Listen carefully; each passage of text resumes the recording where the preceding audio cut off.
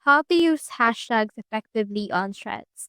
So in order to use that, you first need to make sure to choose the hashtags carefully. So for example, I want to post right here a meme. So I have in here this meme and I want it to gain a pricing. So what I can do is I can utilize hashtags. For example, let's click on this plus icon and click on this gallery option. Now let me just choose right here the meme and click on done. And then just head over and add in here hashtag symbol. And then just type in here the hashtag that you want.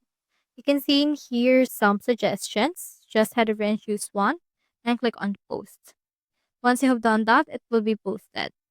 Now, as you can see right here, the text will turn blue. And when you click on that, you can see some top posts as well as recent posts regarding that particular hashtag. So this is how you use hashtag effectively on threads. Hope you helped.